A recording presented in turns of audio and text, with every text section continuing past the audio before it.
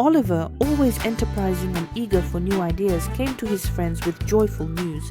He found an investment opportunity that promised huge profits, full of enthusiasm. Oliver talked about the new startup related to innovations in the field of ecology. The idea was to invest money in the production of environmentally friendly goods. This will be a huge success.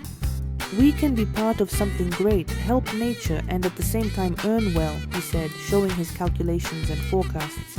David, Emily, and Sarah listened to him with interest. Of course, the ideas sounded enticing.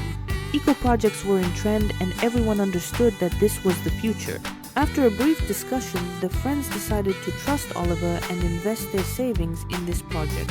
Everything seemed perfect, and they could already imagine themselves relaxing at luxurious resorts in the near future, receiving their dividends. "This is the beginning of a new life," Emily said with a smile as she signed the documents. In the beginning, everything was going wonderfully. Oliver regularly shared positive reports about the project's progress, and the friends eagerly awaited the arrival of the first profits. They even began to dream about how to spend the money they would earn. Sarah was considering buying a house, while Emily had always dreamed of opening her own cafe. Oliver was at the peak of confidence. He felt like a successful investor. However, after a few weeks, troubling signs began to appear. Oliver began to notice strange discrepancies in the reports of the company where they had invested their money. The forecast stopped matching the actual indicators. Moreover, the contacts he had been working with stopped responding to his calls and messages. Oliver tried to convince himself and his friends that these were just temporary difficulties. "They are probably just busy expanding the business.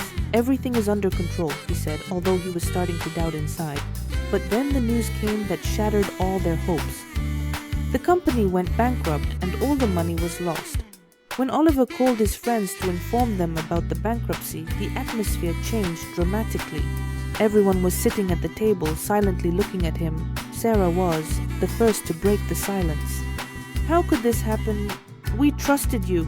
Her voice was filled with disappointment mixed with anger. Emily sat with a vacant expression, her eyes welling up with tears. She had been saving this money for several years, hoping that one day she would be able to realize her dream. Now she has no savings left. "I didn't want this. I invested all my money myself," but the friends no longer wanted to listen to him. David silently stood up and left the apartment without saying a word. Oliver felt that he had lost not only money but also the trust of his friends. Emily, unable to hold back, quietly whispered, "I wanted to open my own cafe." Oliver looked at his friends and realized that this failure cost them much more than just financial losses.